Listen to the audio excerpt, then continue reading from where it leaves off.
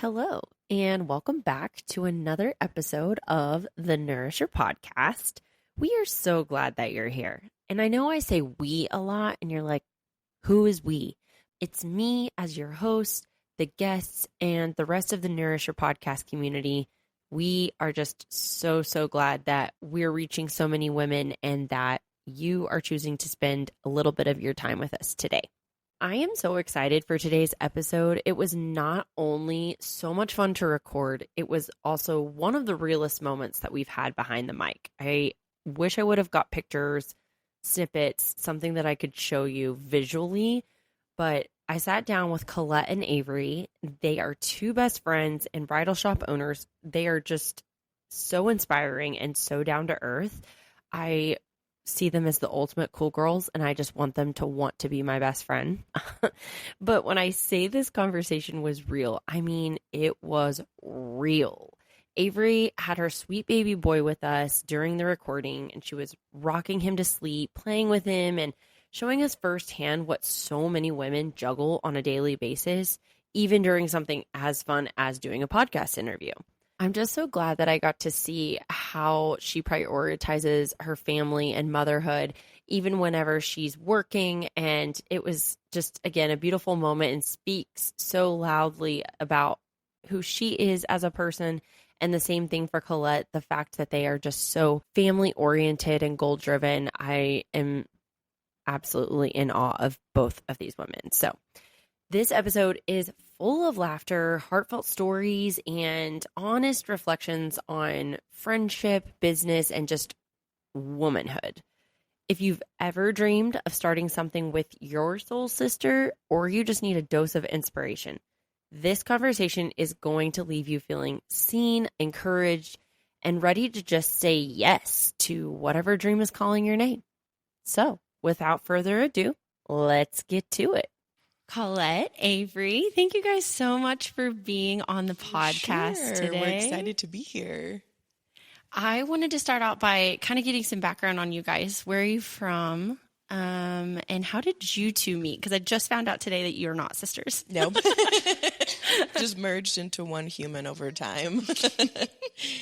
So I am originally from Floydada, Texas, which is a very small town that a lot of people, unless they are from there or have family from there, have never heard of. And Colette and I came to WT the same year. We graduated high school and came to WT, and she actually roomed with my cousin in the dorms. And so that's how we met and became friends. And we really kind of have been stuck together at the hip ever since. Yep. We share a lot of similar qualities, I think. We get along really, really well. We always have. Both got married within a year of each other. And that's when we kind of dove into the potential dream of one day owning a bridal store here in the Panhandle. Let Colette tell you where she's from. Well, it's very unexciting, but I'm from Spur. I remember very quickly becoming friends, like clicking immediately. And I would go stay at her house on the weekends in college, and we were like in one of her, where she got her hair done, and she sold silver jeans in there, and I was like, tell us about, the retail side, the wholesale side of that. And whenever we went to get her dress in Dallas, it was like, this is fun. We want to do this. So we actually started dreaming it up a few years before we even got started. I mean, we weren't even married yet whenever we knew we wanted to do something together. And then whenever our boys were one, our first two are 6 weeks apart. Oh, wow. Yes. So they're pretty close. And then after that, we had to stagger because of the business. We couldn't be pregnant at the same time. We have to do this in order. Plan it out just a little bit. But yeah, they were a year old, and we opened over here. And then we moved to this location, and then moved over there in last year. It was a long year. If you're listening, you can't see this, but we're recording in the previous location for Ruthets. So it's we were talking about how it might be a full circle moment. Yes. And just kind of nostalgic. And we love this place so much. We really do. We put a lot of love into it. We put a lot of love into it. to remodel it. And this is where we feel like our business really flourished and definitely took off.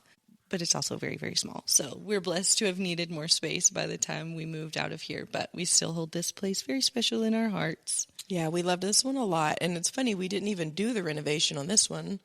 Maybe that's why we love it more. Funded it. Right. You didn't have to do anything. Not on this one. We hired out for this one. But I mean, truly, like, they redid the subfloor. There was... Oh, wow. Yes. Listen, I'm a DIY girl until it comes to more than 3 steps. Yeah. If it's not like a peel and stick, yes, I'm out. There was a lot of steps to this one.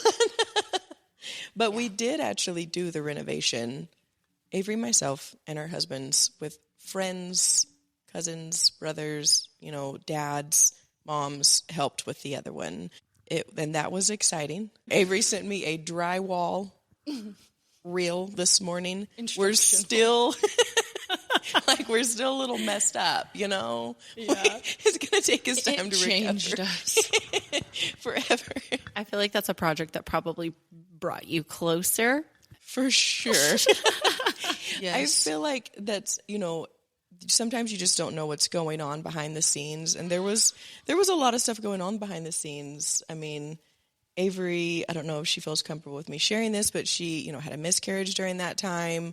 Between us buying the building and renovating, and renovation took 4 to 5 months, and we were rushing to get it done in a certain amount of time because we needed to open. We wanted to open over there and be out of this place, and stop paying rent, and there's just a lot of things that goes on behind the scenes. And I don't think sometimes everybody always sees that, and it's not their job to see that, but it is always nice to remember that people are human, I mean, we've been through things over the years where it's been really hard at times. I remember one of the 4th of July's, which, 4th of July on the Canyon Square is amazing and huge. And I had miscarried 2 days prior to being here. And, I just remember showing up, and having support always helps, because we do try to be there. At the same time, Avery's dad was also going through a battle of ALS, which he did pass away, at the end of last year. And so he helped with all of the racks. So all of the racks in this building and the first one, he did all of those. So he constructed these, which we're looking up right now at the dressing room racks that are still here from whenever we were here. But he just brought his knowledge and time and money and effort and love. And so he also got to help with that renovation. But I mean, and Avery can speak on this more, but it was just it was different. And it was hard for us to watch, for sure, for Avery. But watching her dad pass away last year was also a really tough thing. But that's kind of, why she can be a really inspiring person, though, because she is still super positive. She's always going to find the bright side of things. She's always going to find the side that looks up, and first and foremost, she's going to put Jesus first and her family first. And she's just an inspiring individual. Are you good at taking compliments? Because I'm not really. I think what she's getting at is kind of like we were talking about our work trips. They look so much fun, and they really, really are, and we do have so much fun. But I think it's super helpful to remind people that we do live life, and I tell my kids this all the time because they don't want to watch a movie if there's something scary happening in the movie. And I say movies are like life. There are bad things and good things that happen in every single one of them, and you've got to be able to roll with it. And that is how our journey in this business, our journey as friends, our journey as moms, and we're honored to have the opportunities that we've had. And I'm so thankful to have Colette walking with me through all of this, because honestly, I don't think we could do it without each other. I think that's true of all women. We each have our own skills and tools and opportunities, but we need each other to really grow and succeed. So yeah, it's actually funny. Whenever we first opened, the biggest piece of advice was don't have a partner. Yeah, well, we even had family members that tried to persuade us away from doing it together. Sure. And that was going to be one of my questions, is that obviously I've worked with friends before. Mm-hmm. And so, but once you work with a friend, sometimes it turns into this battle and the sense It of can really mess competition. things up for sure. Yeah. So how did you guys get to, I mean, obviously you're meeting in college, so we're younger then and we're a little bit more naive. So, I mean, how did you guys take this dream almost? Cause I know like in the beginning stages of business planning, you have this idea and like you're thinking about the glittery part and you're thinking about how fun it's going to be. Fun stuff. I guess, how did you decide, or was there anything going on in the back of your head thinking about entering into a business partnership with your friend? I think it was no regrets for me, and there never has been. No, I think the really cool thing about our business and the way that we've done it is, you know, we were moms when we started. We had one little boy, and that was our priority, was if we were going to pursue this business, we wanted to always be present with our families. We wanted a schedule that would allow us to be home with our kids as much as possible when they were little. Having each other was really the only way we could do that, because we can take turns almost, split duties, fill in for the other when one is really overwhelmed elsewhere. We are both really open with each other. Something that Avery said from the start is we know the other one wants the best for this business. So it's easy to trust whenever we don't necessarily agree with the other one, but it's easy to trust that they're wanting the best thing too, you know?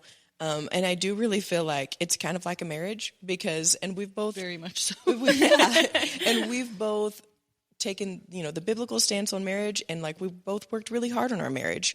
And so I feel like whenever you've worked really hard in other aspects, it can help with others too. And so we've learned, you know, X, Y, or Z in marriage. So we've learned X, Y, or Z how to be partners, and, you know, as well. I feel like from an early on, we could always tell when the other one was like, we needed a little bit of space. Sure. It's just like we can feel it, you know?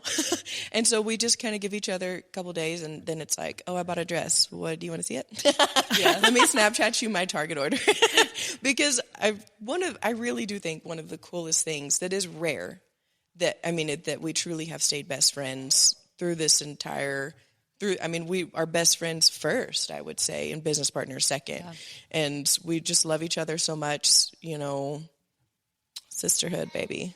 And we want what's best for each other personally over anything we could want for our business. And I think that's the benefit of being in business with your friend. I think a lot of people, a majority of people would not agree with us. But I think that's the benefit of being in business with a friend is when they truly are your friend and you really do care about them, you're going to put them over whatever you might want for the business. Mm-hmm. Yeah. And I think that the partnership is right when you guys can go through all these trials and tribulations together and evolve together as well, because you've seen each other through so many different stages of life. But it is one of those things where it's like you have to have the two people who are willing to do the work and evolve together, just like in a marriage. No, definitely. So it was meant to be, clearly. Yeah, definitely. So talk a little bit about the early stages of your dream and like the conversations that were happening. I think we were so naive at first. We truly know nothing. We knew nothing. I don't know. We knew something. What were y'all going to school for? So I graduated with a degree in advertising public relations. Colette. Mine's corporate communication. Yeah. Oh, okay. So communication stuff. My job was a graphic design job at the time when all of this started. Which is insanely helpful to have a graphic designer as part of your business. I'll tell you that. We don't have to pay that all out. The graphics and the website. All the graphics. All of that for the business, which has saved us a ton of money. Oh. But millions. We truly, when we wrote our business plan, our only experience was being a bride. Going to each other's bridal appointments. That's how we presented to our lender, our business advisor. We were like, this is what we've seen. And we were literally in the middle of this phase of life where everyone was getting married. So we didn't have any retail experience. And so it was purely based on our experience and the research that we had done after that. We started developing our knowledge about designers. We talked to other store owners. We bought our dresses. We kind of started that journey of just trying to grow our knowledge Shout out to Gina at WT Small Business Development Center. yeah. I love Gina. My goodness, she did so much for us, especially in terms of like numbers and business plan. You know, she came up with The that stuff we did not research. Yes, the stuff that we were like, ew, how do you still get are. a EIN number? When you start getting into the weeds of taxes and am I a sole prop, am I an LLC, you know, all of those questions. Gina's amazing. Oh yeah, she is really amazing. And I remember like trying to look up how to open a retail business. But the thing about Bridal is it's not like your just traditional clothing retail store. Just the way it's set up in terms of like keeping minimums. We purchase twice a year. Each designer has their own minimums, own markups. That's just a lot different than like going for a haul, you know? Right. We don't primarily sell out of the store, so Which a lot of the tax back end people is a that we little worked bit with do not understand that. The tax men, they're like, what? I don't get this. The tax men. We reorder typically, sell the sample if necessary. Sure. Yeah. Well, I didn't say this at the beginning, but you guys have my dream job. I would love to do that. I always told my mom when we would go prom dress shopping in high school, I'm like, this is what I'm going to do with my life. see, we never said that. No. Or I didn't. No. That's what's crazy about this is, I mean, as a little girl, I was not a dress-up person. I was not a girly girl at all. But growing up and becoming a woman, like, almost brought it out of me, I think. And being around other girls, because I grew up with mostly boys, obviously. It's kind of been my path.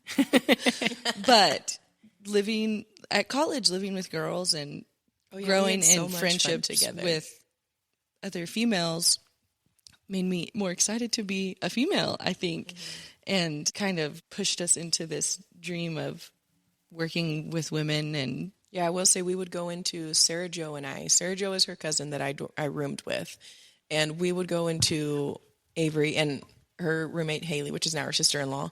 And their room would be like pristine. They had like matching comforters. The pillows would be like, you know, beautiful, and beds were made every morning. And that was not the life Sarah Jo and I lived. it still isn't. It still isn't. I saw a reel the other day. It was like a type C mom. It's like you want to have like structure, and like you're like no red dyes, but then it's like if you eat that PB&J from 2 days ago, I don't really care. You know, like just get out the door. I don't know where your shoes are, but we do need to leave at 5:45, and I will be strict about that. That's me. I get it. I totally get that. Well, and y'all brought up a good point. Being surrounded by all of these awesome women in your college days, kind of pushing you into this new space and this new mindset. And then you get to, one, be in this business with your best friend. And then two, you get to see women feel beautiful. Oh, it's the best. It's amazing. Whenever I get an appointment where the bride is just kind of been traditionally self-conscious of herself and how she feels and how she views herself and her body, and you start putting on these dresses and she's, you know, teetering, not feeling great, and then she puts a dress on that maybe she wasn't expecting to, and she feels beautiful, like genuinely deep down in her core feels beautiful. That like still brings tears to my eyes. I don't think that we've been hardened at all. Like definitely not. We're still very. We get the butterflies. We do, and we get excited. We have tears. You know, if it's a tough appointment, mom can't be here, someone's passed away. You know, those still just you'll catch us over there by the desk grabbing some tissues, trying to be professional. But we're still very. It's still very raw and real to us, and we hope to never lose that. You know, I think that's what will keep us young, hopefully. Yeah, and keeps it really special. You know, it's nothing is old to us. You know, we still love every part of it. I think we've learned a lot more about the business part recently, which has been really fun. So fun. It's so that was sarcasm if anybody missed it. You know, sometimes people go into a business, right, and they're just like, oh, I think I would love to do this, right? But then they get into it.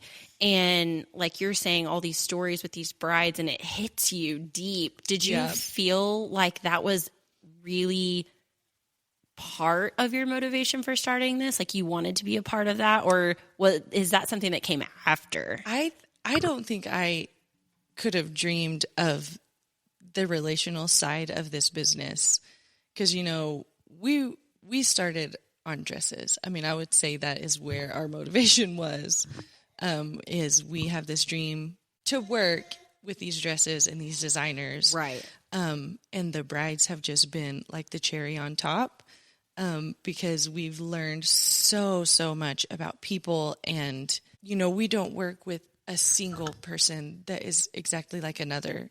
They all have such amazing stories and backgrounds. Their relationships with their fiancés are all over the place, crazy cool. And what they want to wear when they get married is always so different. And I think that easily has been the most surprising and most rewarding part of working with customers day in and day out, is just seeing them, kind of like Colette said, this is the moment where it is like made for them to be their most confident and their most comfortable and show who they are, who they really identify as deep down. This is their moment to show that in what they wear. And we get to help them find it. We get to, pick it all out. Yeah, I think we definitely started. I wanted to make money. I thought it was super cool to be entrepreneurs and own a business. I thought that was like really cool. But we did learn over time, and the dresses were obviously a huge proponent for us. So cool. Still are really cool. Still super cool. And then the relationship side of it has been the most surprising and just such a gift.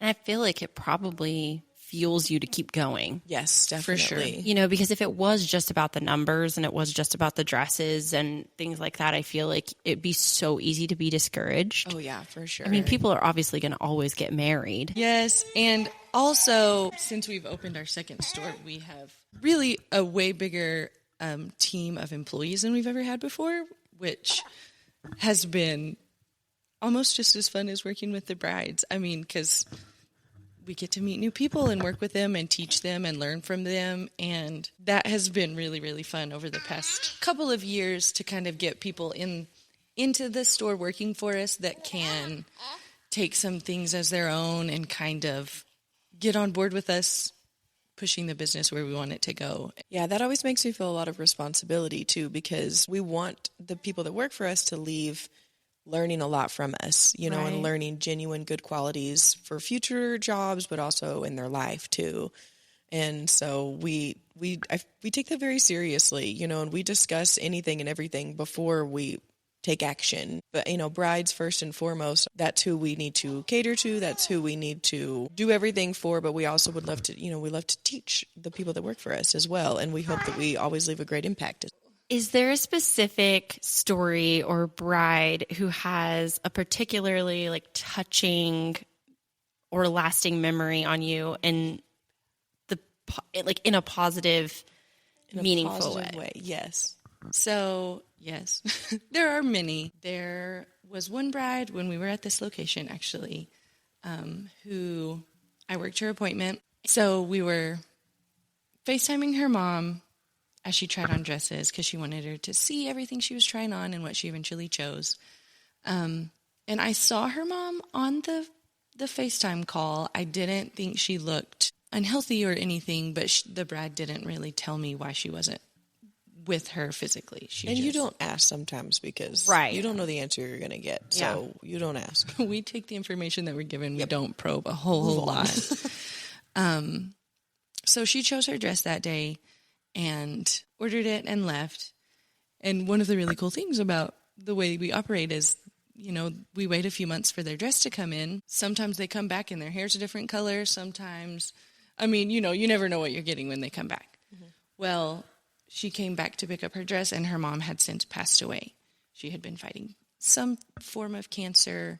I think the day that she bought her dress was actually very close to the end for her mom, but the bride was determined to, have every moment that she could with her while still enjoying her journey of engagement and getting married. And her spirits were so high. I know she was struggling and I know she wanted something different for her story, but her joy was persistent. Even coming to pick up her dress that day, I mean, she told me, she said, my mom has passed away, and she had some form of like a memento or something that she was using to represent her mom at her wedding day.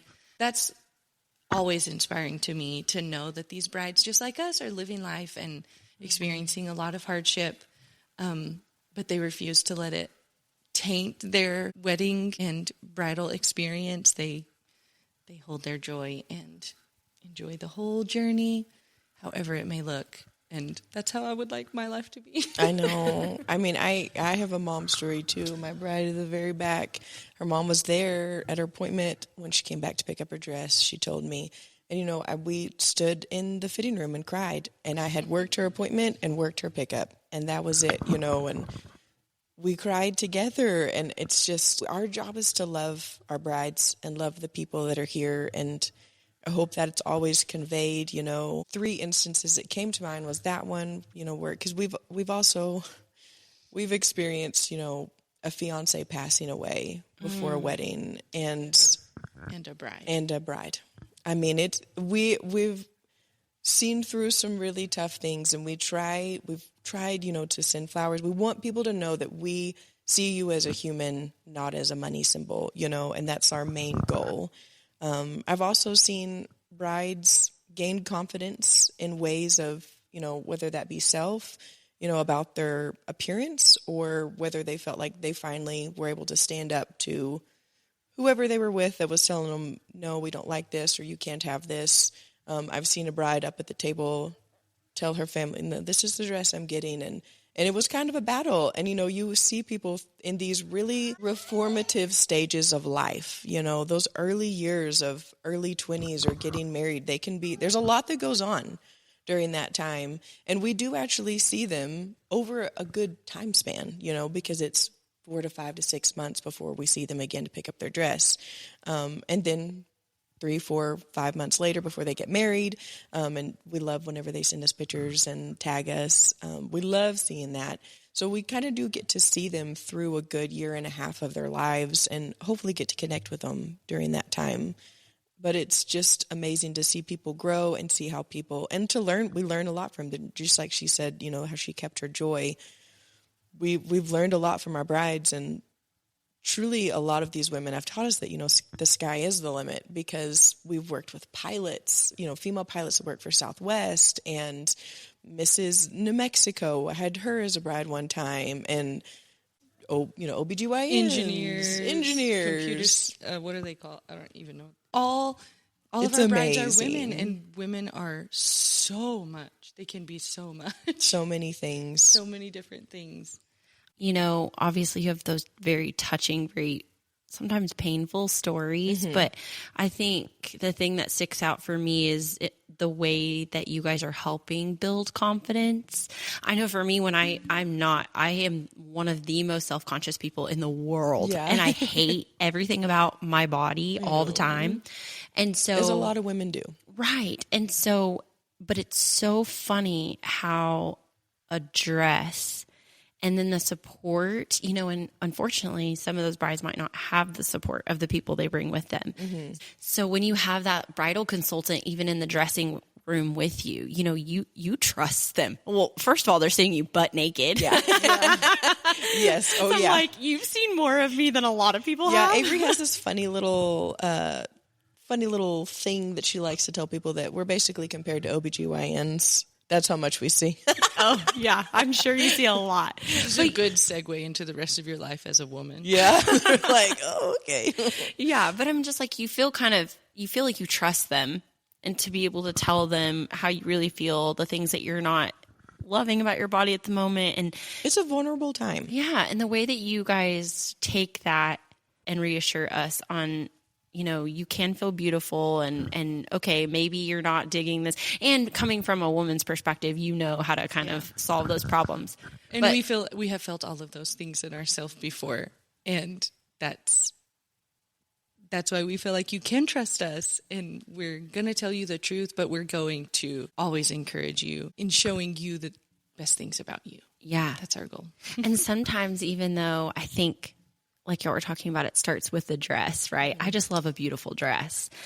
But being able to get to a place where you say, do I love this dress or do I love me in this dress? Yeah. Yes. Yes. And I, recently just bought from you guys, and I know I had two, and I was like, Oh, yeah. God, every time I put this dress, I'm like, this dress is killer. This Yeah. is the most beautiful dress I've ever put on in my body, and I want it so bad. But then my second, I put that dress on, I'm like, I feel good. Yes. Like, Yeah. I look Yes. good. And I never say that about myself. Yeah, but that's the goal. I used to tell my brides, like, I swear every bride for like the first 5 years that I worked with, that you have to choose between a pretty dress and your dress. And, that means that there's this dress that you just think on the hanger and on you. I mean, it looks so cool and it's so pretty, but it's just not yours. And most women, I will say, do feel that this is my dress feeling in their dress. And sometimes they'll surprise you how they say yes to it. It could be like they've been sitting in it for about 30 minutes, kind of deciding, and then all of a sudden it's, yes, this is it. Or we've had some, yeah, this is the one. Yeah. And we just walk back in the fitting room and they purchase it. And it's like, did that just happen? I think that was 45 minutes, that was wild. Right. And for me, I'm like, an hour and a half is not long enough. Yeah. Like, let me sit in this dress for an hour. A few days. Yeah. Can I walk around the office in this dress? For sure. To see how many compliments I get and decide between the two. Yeah. Well, yeah, I love that you guys get to have those memories and hold on to those memories. And again, it drives you to kind of keep going. But I want to dive into maybe the challenges that you guys have had. I know you talked about personal challenges, but whether it is personal or more of the business side of things, how did you guys overcome that as individuals, but also as a team? Our business is like all businesses. And it's just like a roller coaster. There's ups and downs every year. And as soon as we think like things have kind of smoothed out, a new something or another comes up. And I will say for sure that's one of the major benefits of having my best friend as my business partner. We trust the vision. We trust each other. We definitely get down, typically not both of us at the same time. Yeah. Which is, I think, maybe amazing. A little divine. Yes, for sure. Usually when she's down, I'm like, get over it. It's fine. And then I'll get down and she's like, well, it's about time. But I think maybe the most specific example I could give is just the ups and downs of sales and, having money in our account and not having money in our account, which every business could relate to, I'm sure. Yeah, you're not always rolling. Yeah. And we have learned kind of how the years go. They're pretty consistent. We've not had any that really, really surprised us. We've had some major lows and some major highs as far as sales go. But I think the longer we're in business, the more we realize, like, man, this is going to hurt for a month or 2 or 3, but we are going to come out of it. And I think when we believe that is the only way that we actually are going to come out of it. Because if we get so down in the dumps of we need money, we're not going to be able to pay this bill, we're not going to be able to meet our minimums, what have you, the business would be very discouraging. We've come out of every low that we've experienced, I think just because we've stayed persistent. We haven't let those lows change a whole lot of what we're doing. We just keep on keeping on. Yeah, I think it's funny. Probably the number one thing that we haven't agreed on recently is taxes, which is hilarious because neither of us probably really know that much about taxes. But we've learned a lot. I think with the challenges also come an opportunity for Avery and I to get creative, and it's not the same thing all the time. Bridal is always changing and evolving, and it's really evolved a lot since we started.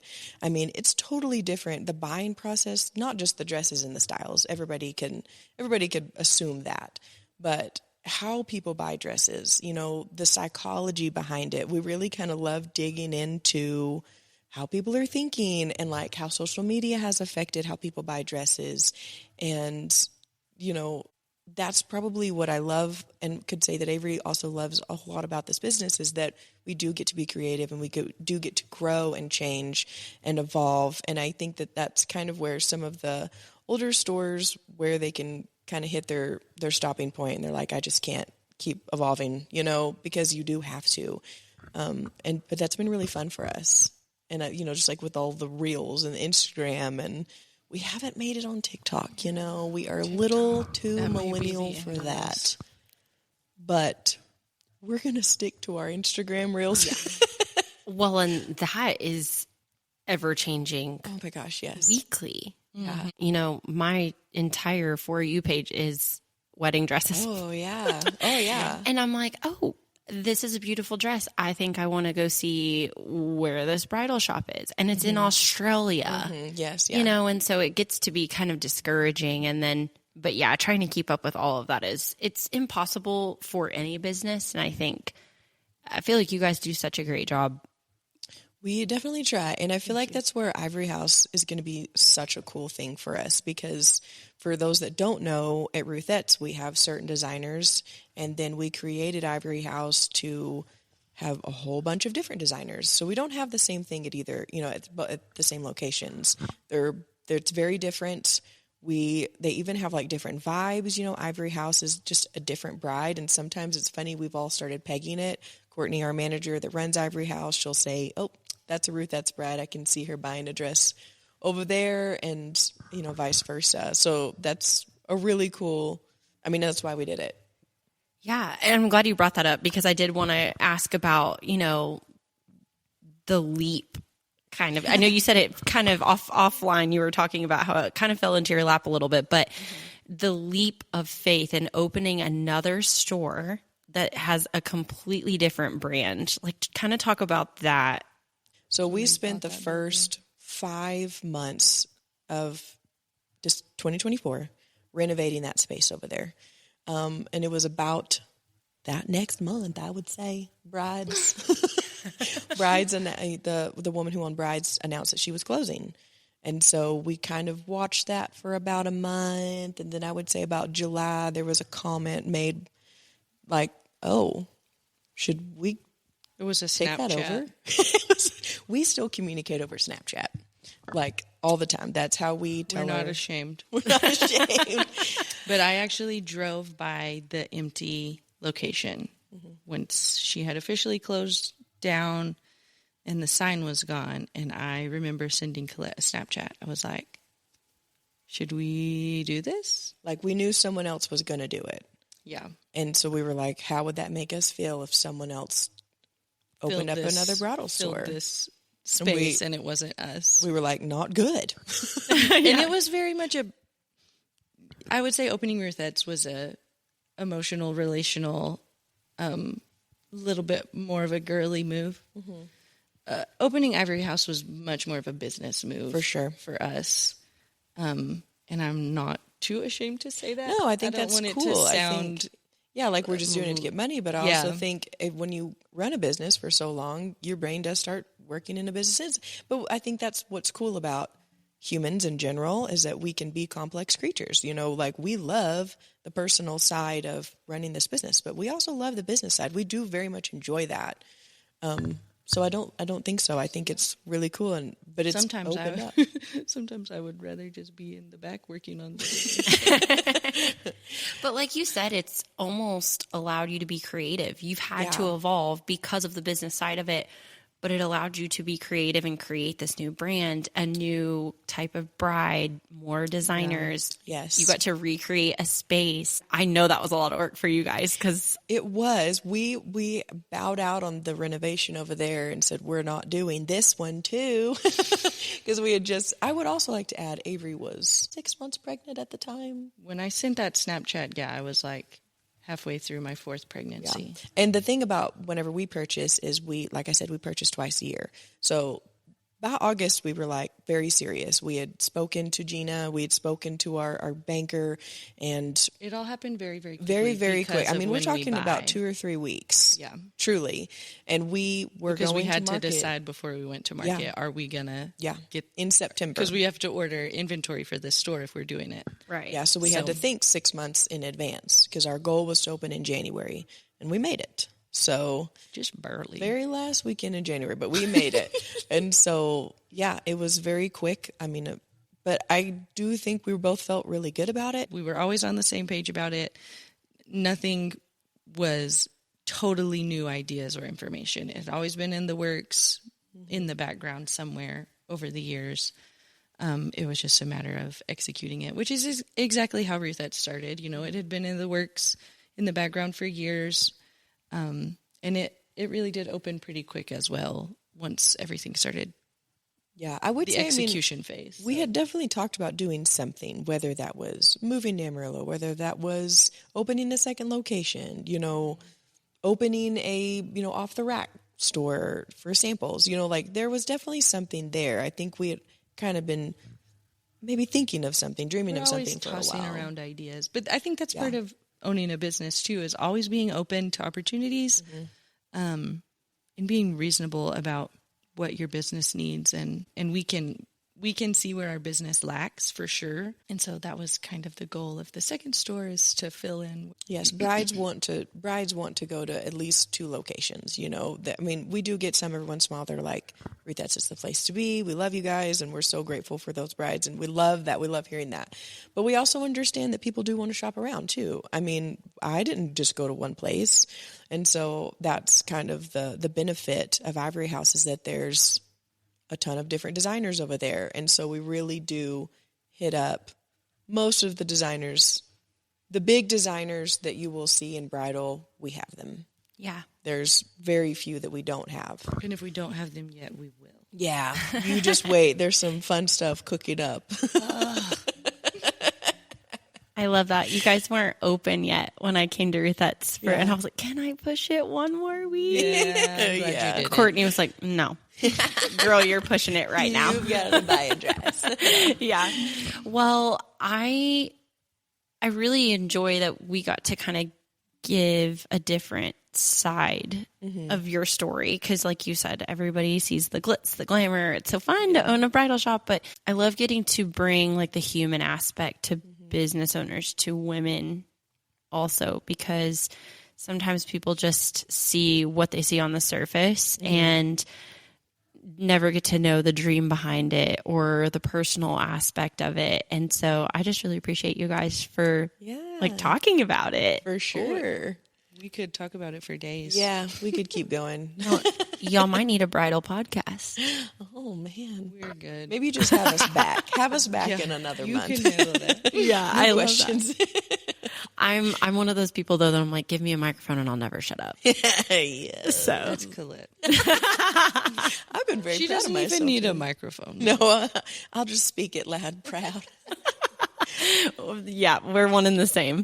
But no, I love that you guys have 2 locations now. I love that it gives people an opportunity to support you guys, support local.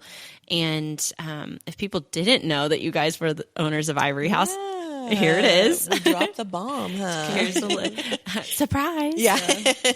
But yeah, and then I think my favorite part about y'all's entire story is just that you love to empower women and support women, and y'all's relationship with each other is very Solid. indicative of that. Yeah. We could talk about how much we love brides and women all day long.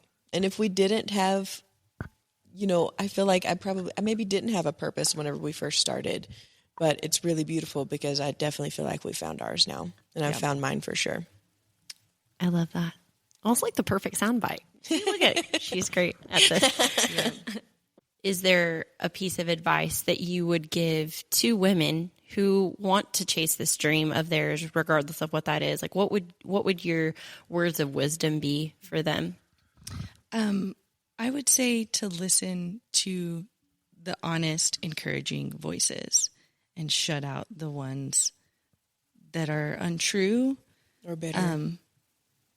or negative, because you can't live your life on a cloud. You have to be realistic about your dreams, but you know the people who want the best for you. You know the people that are going to tell you the truth, and you know the people that are going to fight for what you need and want in your life, even when it's not easy or practical. Those people are the people that you need to stick close to and listen to the most. Let their voices maybe be the loudest, and just let them drown out the negative naysayers, the people who are, surface level, seeing what's going on in your life and criticizing that. We all know the people that are in it for the long haul for us. And we're lucky to have that number of people. Is always going to be a lot smaller, as it should be. Mm-hmm. But we're lucky to have that in our lives with each other and with a few other caring people, like my dad.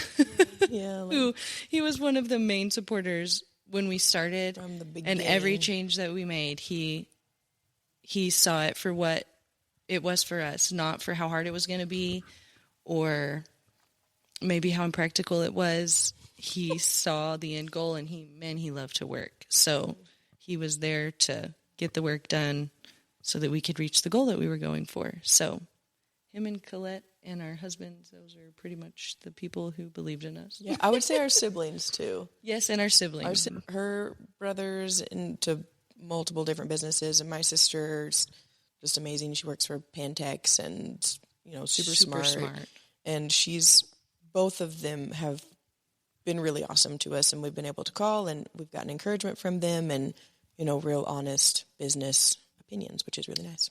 Well, I always end the podcast by asking my guests 2 questions. Okay. So I'm going to give you each a chance to answer the first one, and then we'll go to the second one. Okay. So, first question is, what is something that not a lot of people may know about you?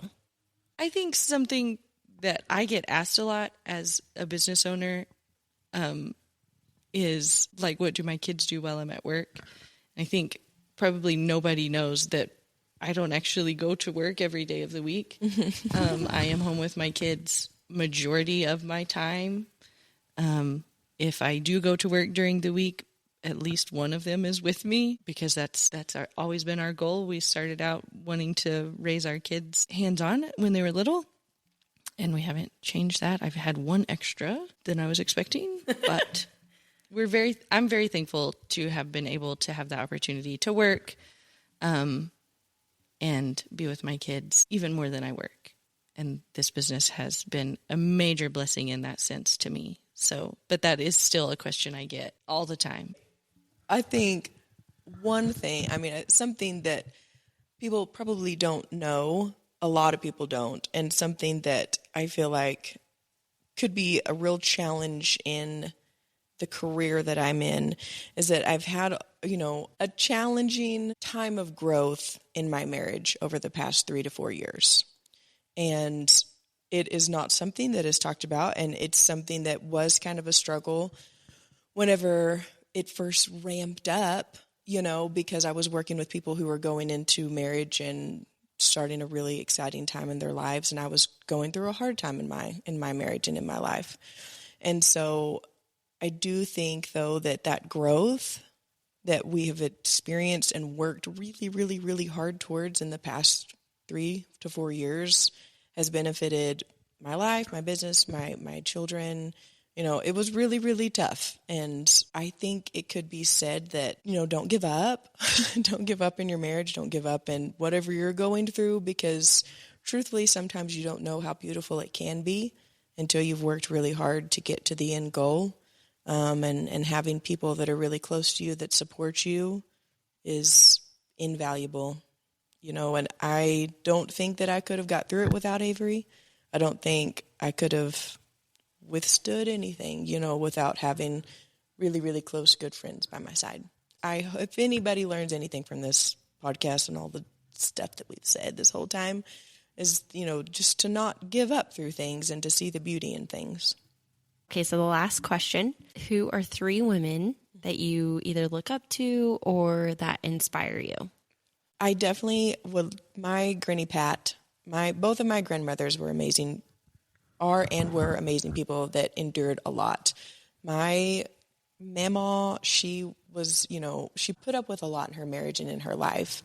And she just stuck it out and, was really strong and persevered. My Granny Pat, she is truthfully one of the most amazing women that I've ever met. My youngest daughter is, that's her namesake. I've watched my Granny Pat, as she cared for my grandfather in his last few years battling Alzheimer's, and just never faltered. She lost a child whenever he was 24, and that was also a battle, ALS, and she watched him decline and took care of him. And just having that example of just perseverance is amazing. Honestly, Avery's mother-in-law is a really awesome lady. This was probably going to be one of your three. Sorry, I stole it. But she is just kind and humble, and loving and caring. And I just feel like you can learn a lot from her, whether it's about marriage, whether it's about caring for your family. She's just a huge proponent of family and taking care of her children and her grandchildren. And it's definitely someone to look up to. And I think it's interesting. I'm kind of surprised. The people that we would say we're most inspired by are not the women who are just like millionaires making a lot of money with super successful businesses. The people that inspire us the most are the people who have served their families well, lived a long life in service to God and their families, and are truly some of the most selfless people that you could ever meet. One on my list, I would say, is my grandma. Her name was Maudine. She does not have anyone named after her. It is a very unique name. I don't think I've heard that before. I'm surprised it wasn't on Avery's list. It fit her. She was a Maudine for sure. But she had 4 boys. She actually had 5 boys, and she lost one when he was 2 or 3. And so as I have had my 4th boy now, I have thought a lot about her, and she was a tough old lady, and she was so strong. She raised her boys well, and they grew to be, really, really strong men who led their families. And I look up to her so much in that aspect of, being the support person for a strong boy and a strong man. And I aspire to that very much. And I think it's a greater challenge than anything we will ever face running our business. Mm-hmm. I think of her every morning.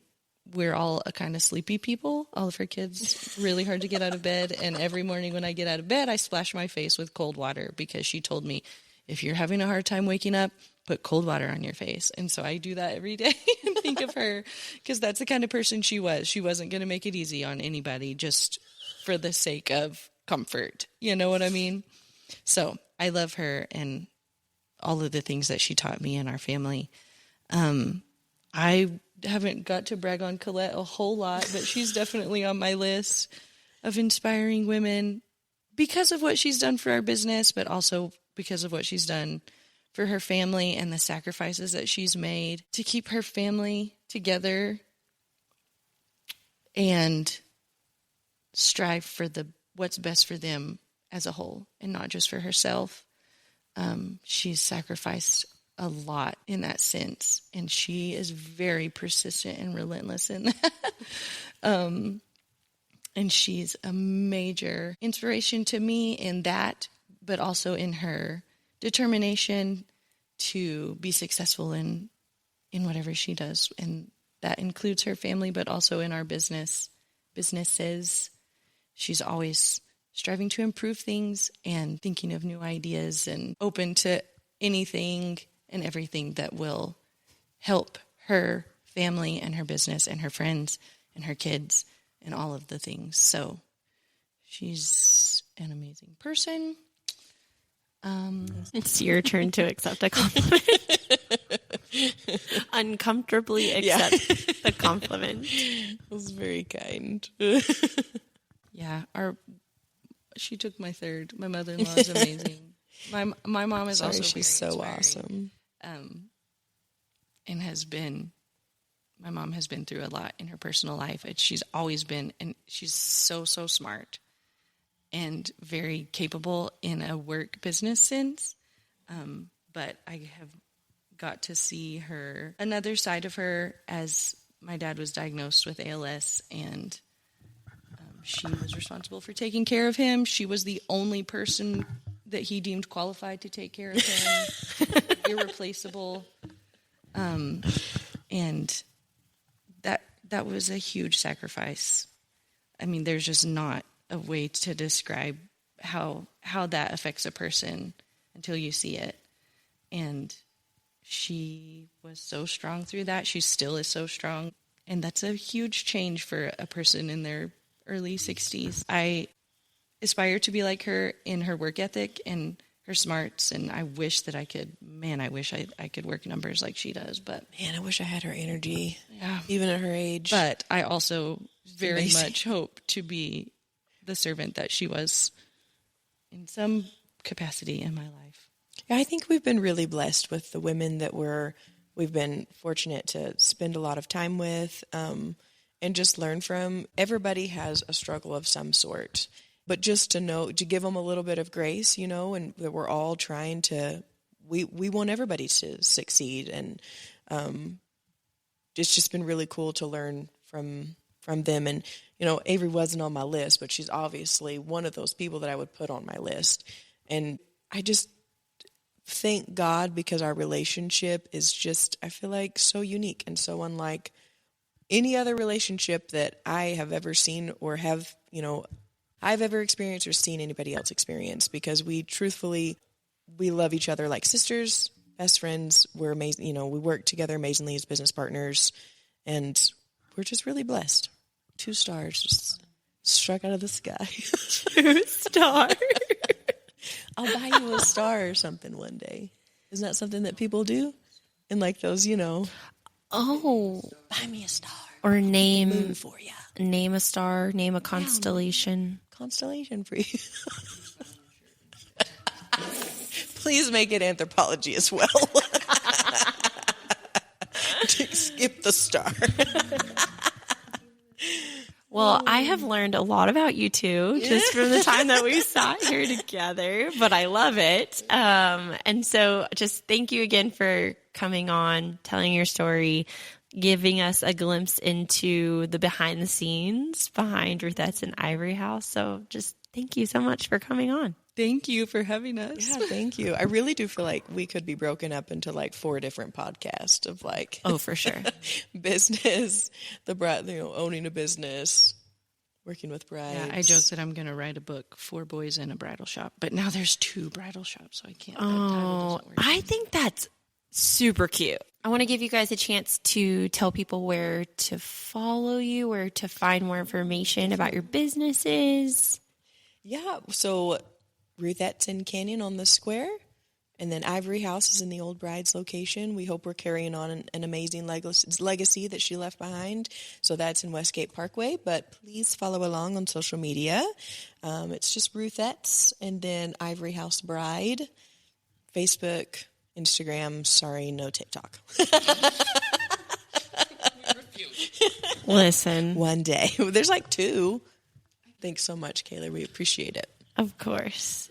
Thank you so much for joining us for this beautiful conversation with Colette and Avery. We hope that you left feeling inspired, empowered, and maybe even a little emotional, but in the best way. If this episode made you think of your best friend, soul sister, or anyone else special in your life, we'd love for you to share it with her. These are the kinds of stories that remind us just how powerful women can be when we lift each other up. Don't forget to subscribe so that you never miss an episode. And if you loved what you heard today, please don't hesitate to leave us a review. It helps us reach so many more amazing women just like you. So thank you again for spending your time with us. And until next time, stay strong, stay connected, and keep growing.